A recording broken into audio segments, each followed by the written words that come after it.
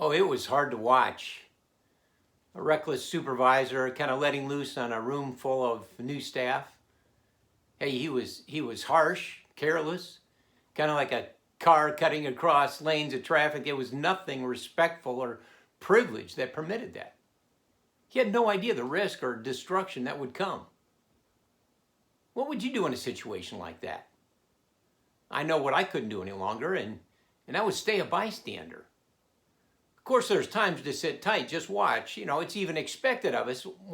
I think they call us fans or spectators or parents of adult children at that point. Why? Well, that's because we're supposed to do. Kind of cheer or wave a flag, collect autographs. There's a time to be a bystander until it's not. Here's what I want us to pause and pivot around. There's a time to get off the bench and into the fray. And the warnings to bystanders, I think, are real motivators.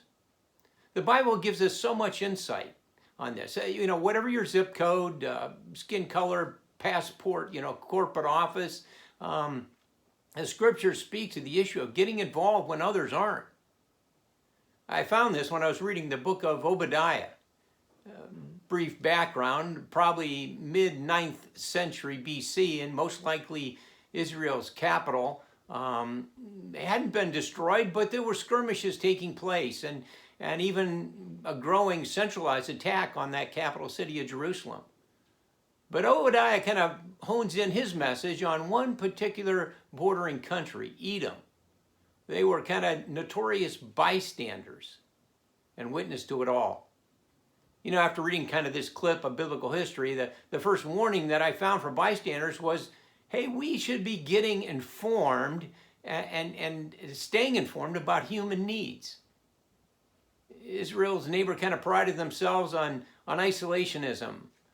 One of the texts says, you, Edom, kind of make your home in the cliffs, up on the heights, where the eagle flies. And later on it said, that they stood aloof as they saw the suffering of that southern part of Israel, Judah. God's never intended for us to stay that way when we witness human suffering. By design, we're meant to care. We're meant to become informed. Hey, there's a second warning from Obadiah, and that is to get involved. Edom's pride and arrogance really deceived them to think they didn't have any responsibility towards their neighbor. They did.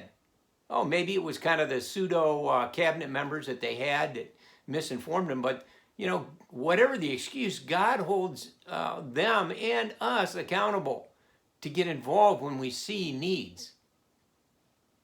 There's a final warning for bystanders, and the text shows that Edom's involvement, was a far worse record.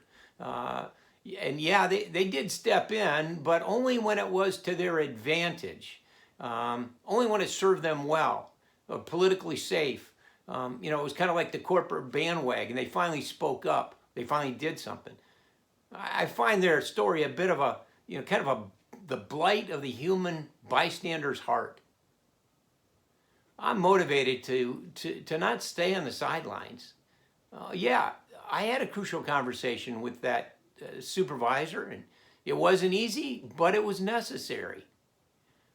If you'd like to talk more, hey, hit that contact coach button and let's talk.